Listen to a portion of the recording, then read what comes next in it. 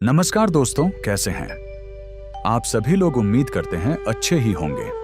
ऐसे ही motivational video देखने के लिए हमारे चैनल को सब्सक्राइब करें।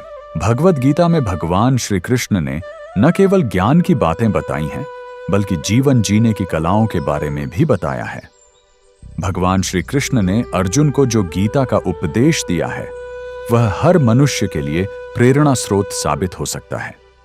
गीता में भगवान श्री कृष्ण अर्जुन को उपदेश देते हैं कि जो भी मनुष्य भगवद गीता की 18 बातों को अपनाकर अपने जीवन में उतारता है, वह सभी दुखों से, वासनाओं से, क्रोध से, ईर्ष्या से, लोभ से, मोह से, लालच आदि के बंधनों से मुक्त हो जाता है। आगे जानते हैं भगवद गीता की 18 ज्ञान की बातें। आनंद मनुष्य के भीतर ही निवास करता है, परंतु मनुष्य उसे स्त्री में, घर में और बाहरी सुखों में खोज रहा है। 2. श्री कृष्ण कहते हैं कि भगवान उपासना केवल शरीर से ही नहीं, बल्कि मन से करनी चाहिए। भगवान का वंदन उन्हें प्रेम बंधन में बांधता है। 3. मनुष्य की वासना ही उसके पुनर्जन्म का कारण होती है। 4. इंद्रियों के अधीन होने से मनुष्य के जीवन में विकार और परेशानियां आती हैं। 5. संयम यानी धैर्य, सदाचार, स्नेह और सेवा जैसे गुण सत्संग के बिना नहीं आते हैं। 6. श्री कृष्ण कहते हैं कि मनुष्य को वस्त्र बदलने की आवश्यकता नहीं है, आवश्यकता हृदय परिवर्तन की है। 7. जवानी में जिसने ज्यादा पाप किए हैं, उसे बुढ़ापे में नींद नहीं आती। 8.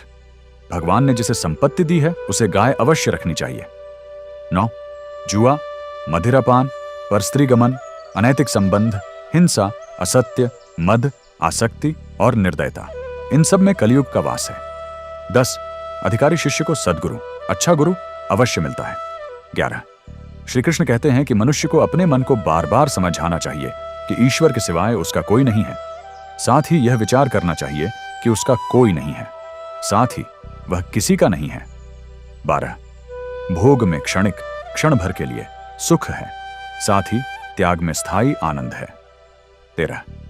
श्री कृष्ण कहते हैं कि सत्संग ईश्वर की कृपा से मिलता है, परंतु कुसंगति में पड़ना मनुष्य के अपने ही हाथों में है। 14. लोभ और ममता, किसी से अधिक लगाव, पाप के माता पिता हैं, साथ ही लोभ पाप का बाप है। 15. श्री कृष्ण कहते हैं कि स्त्री का धर्म है कि रोज तुलसी और पार्वती का पूजन करें। 16.